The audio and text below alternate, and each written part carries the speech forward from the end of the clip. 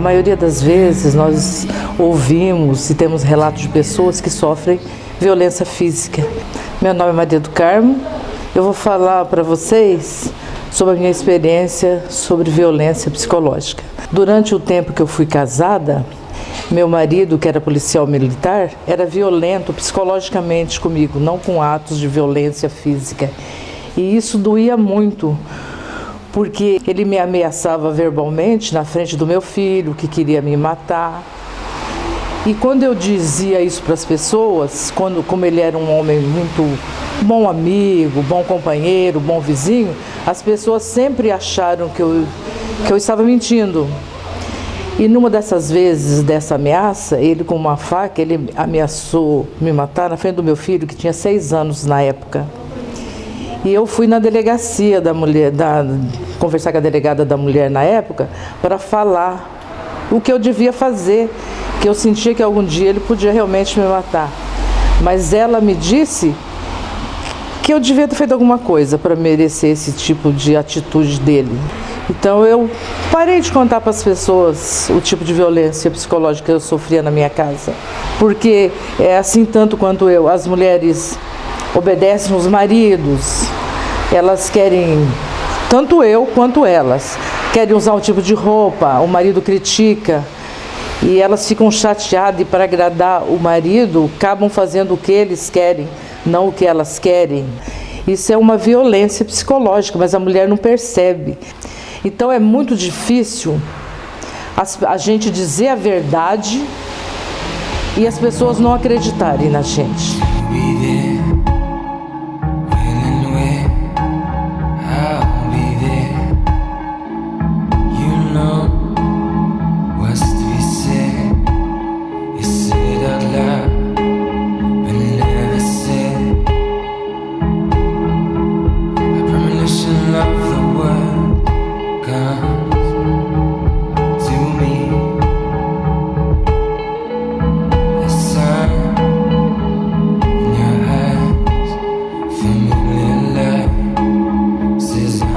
Quando eu tinha mais ou menos 6 anos, o meu padrinho de batismo e marido da minha tia de sangue começou a abusar sexualmente de mim.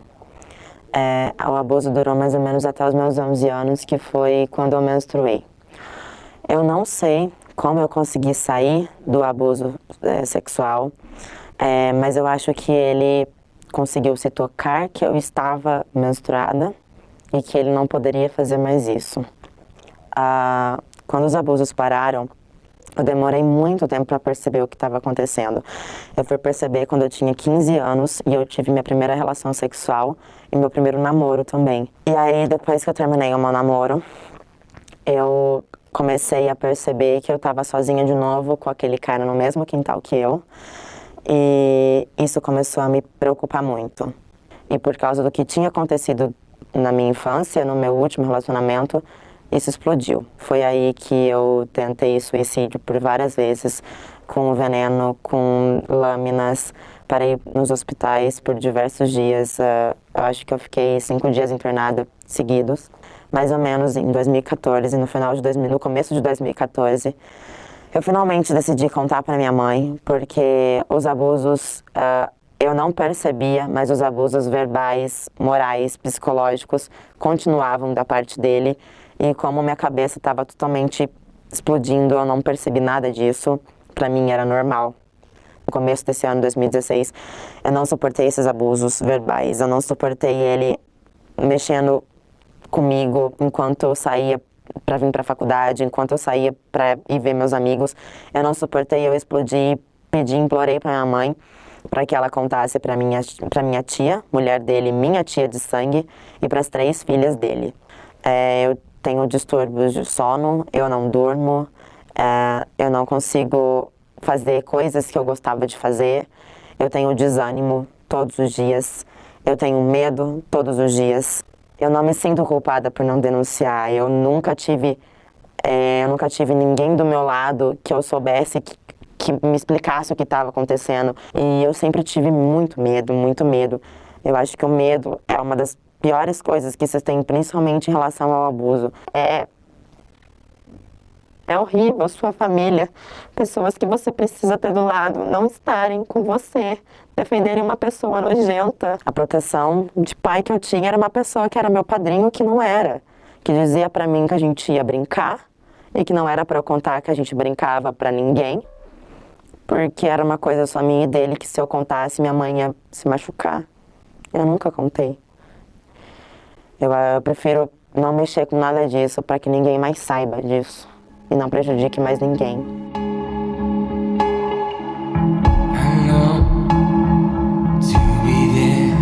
A Lei 11.340, que é a Lei Maria da Penha, o diferencial dela, porque assim, sempre crimes existiram, né? Se o homem bater na mulher, se ele ameaçar, sempre teve. O diferencial dele foram as medidas protetivas, que é quando a mulher ela aciona a delegacia, já de pronto atendimento, o delegado pode gerir instituir essas medidas protetivas, né?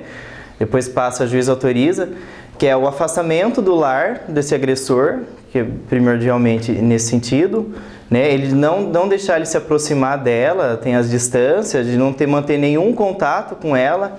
Esse é o grande diferencial, não precisa correr todo o processo para ter esse afastamento. Já de pronto atendimento, ela denunciando, e em casos mais graves já pode ser decretada a prisão preventiva dele. Ela criou um diferencial também, que são toda uma rede especializada para a mulher, que é de delegacias especializadas. Só que ela garante, por exemplo, aqui uma coisa que a gente sempre luta, é de ter uma mulher para fazer esse atendimento.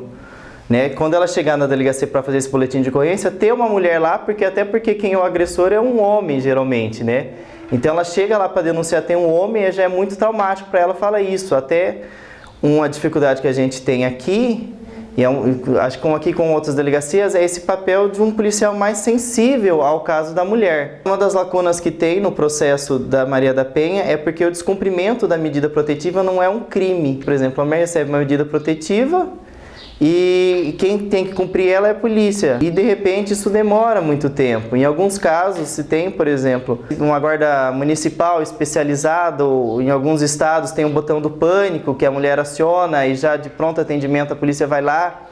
Essa demora, ela fala, olha, meu marido está aqui me ameaçando, ela liga pra gente, ela liga pra polícia e fala, não vem ninguém. O trabalho do CREAS nesse sentido, principalmente o meu, é quando chega aqui uma mulher muito sensibilizada, de a gente falar, não, tem uma lei que te protege, tem uma lei que entende toda essa sua vivência e ela te protege, você não é obrigada a passar por tudo isso, né? Porque ela considera das mais formas de violência, passando da violência física, da moral, da psicológica, da financeira. Se teu marido te ofende, não precisa realmente te agredir, isso é uma forma de violência e você é amparada pela Maria da Penha. Ela vai lá na delegacia, faz o boletim de ocorrência, a delegacia, em alguns casos bem mais graves, eles encaminham para a gente, independendo, aí a gente já faz uma manifestação direcionando ao Ministério Público, já ao Judiciário. Em alguns casos a gente faz acompanhamento dessa mulher junto ao ML também. Qual é o grande problema? A mulher ela chega, ela fala, ela denuncia, só que aí até dar essa resposta, até efetivamente o direito dela ser garantido, já passou muito tempo.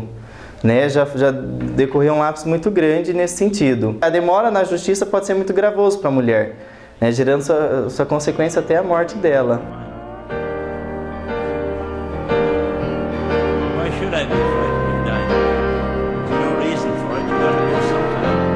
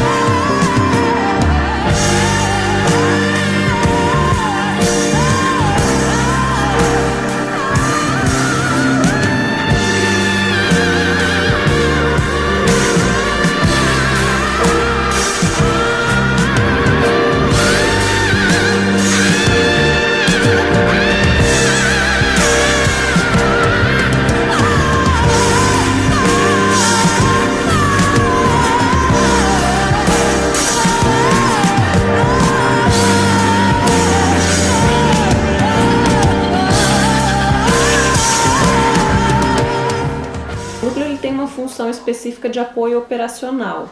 A gente presta aqui encaminhamentos, orientações e os peticionamentos efetivos, né, que são as ações mesmo, principalmente ações de divórcio, as medidas protetivas de urgência, né? Então nós estamos aqui para qualquer circunstância que seja necessária. Independente de a mulher não querer dar o encaminhamento judicial, a gente pode só prestar esclarecimentos ou então fazer um contato que seja necessário com alguma agência da rede de atendimentos, um CRAS, um CREAS eventualmente, ou um CAPS, de repente, que possa prestar essa assistência específica. Então, para buscar o núcleo, basta vir até a Universidade Estadual de Maringá. Nós estamos alocadas no bloco 5. Nós estamos atualmente divididas em 2 salas, a sala 3 ou 4. Então, em qualquer uma dessas salas vai ter alguém para atendê-las. A Lei Maria da Penha, eu costumo dizer que ela funciona como os museus que a gente visita quando a gente viaja. Porque ela conta muita história do passado, e ela também sinaliza muita coisa sobre o presente e o futuro do enfrentamento à violência contra as mulheres. Então, a meu ver, é a lei mais importante na história de luta das mulheres brasileiras, porque ela reconhece pela primeira vez, em primeiro lugar, que a violência contra mulheres é uma violação de direitos humanos. E, em segundo lugar, eu acho que ela é muito importante porque ela traz em si a história de muitas Marias que estiveram por trás aí do histórico de violação da Maria da Penha especificamente, e com isso ela acaba contemplando as mulheres independentemente de quem sejam. Para além disso, eu acho que é uma lei riquíssima porque ela contempla não só o rigor criminal para punir os agressores que praticam a violência, como também propõe estratégias de intervenção preventiva, né? As conhecidas medidas protetivas, o estímulo à educação escolar, formal e informal também, para prevenir os episódios de violência. De um modo geral, eu acho que a lei, não só a Maria da Penha, mas todas as leis que têm a ver com a proteção das mulheres, elas têm uma importância política muito significativa. Elas criam uma cultura também de enfrentamento à violência de um modo geral. Não tem uma pessoa no Brasil para quem você fale da Lei Maria da Penha que não a conheça. Então, ela tem uma função política muito bem demarcada. Do histórico da própria Lei Maria da Penha, surgiu uma outra lei importante de enfrentamento à violência contra mulheres, que é a Lei do Feminicídio, que chega à conclusão de que a aplicação da Lei Maria da Penha ela tinha muitas falhas no Brasil e as mulheres continuavam sendo mortas por razões de gênero. Com isso, em 2015, a gente tem a aprovação da Lei do Feminicídio, que também enrijece a responsabilização criminal de quem matar as mulheres em razão do gênero. Essa foi uma lei que se desdobrou a partir da Lei Maria da Penha.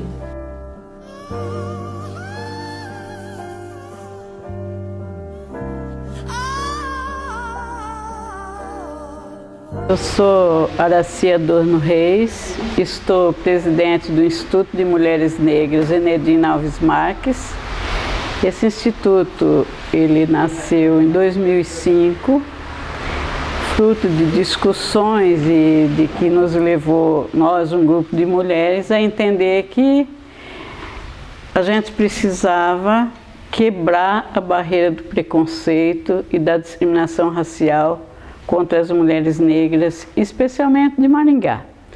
Já na nossa militância, bem antes, a gente já participava, assim, de modo geral, no estado, no país, mas Maringá se mostrou e se mostra ainda um município de muito preconceito, onde sempre tornou as mulheres negras invisíveis, e a gente começou a levantar a bandeira de combater isso e garantir que a Lei 10.639, de 2003, que veio dizer que as escolas teriam que discutir a questão do povo negro, discutir a identidade negra.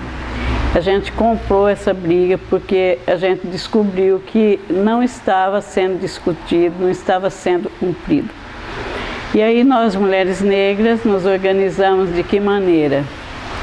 A gente discute e a gente vai para os órgãos governamentais onde não nos contempla, cobra isso, né? E a gente vai para a discussão em fóruns, discussão em assembleia, discussão em conferências. E o nosso norte maior são as escolas, que a gente entende que é a educação que vai fazer a diferença.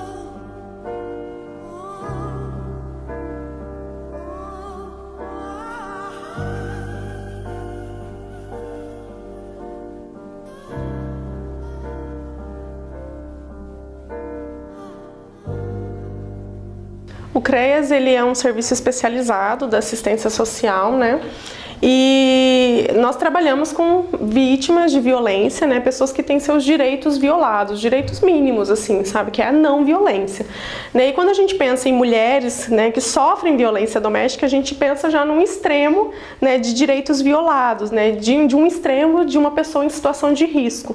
Né? E o CREAS, ele tem esse papel não só, né, de proporcionar, né, que essa mulher seja empoderada a denunciar a violência, mas que toda a família dela também seja trabalhada. O papel da assistência social, juntamente com a psicóloga, a gente avalia a questão social, a questão socioeconômica, onde a gente busca trabalhar toda a família. Os encaminhamentos se dão através de ou 180, que é uma central nacional de denúncias anônimas ou não anônimas, e da onde partiu essa denúncia vem para cada CREAS de cada região. Chega, né, através de um e-mail para nós, onde assim a gente vai identificar e fazer uma visita, fazer um contato telefônico. O que a gente percebe é que muitas mulheres, elas negam que estão sendo vítimas de violência, porque elas colocam que apanhou do marido, porque eu bebi. Porque eu não fiz o serviço de casa, ou por isso, ou por aquilo. E é uma violência constante, é um ciclo que elas não conseguem enxergar. A maioria das mulheres que são vítimas de violência, elas não têm uma independência. Elas são muito dependentes do marido. Os profissionais identificam que há uma violência contra a mulher. Assim, a gente tem uma ficha de notificação de violência, não só para violência contra a mulher, mas todas as outras violências, e da própria delegacia, onde encaminham as mulheres para nós. Assim, a gente marca um atendimento ou faz uma visita, onde nesse primeiro atendimento a gente faz uma acolhida, explica para as mulheres qual é o serviço do CREAS, qual o papel do CREAS e como, né, os encaminhamentos e os processos se dão.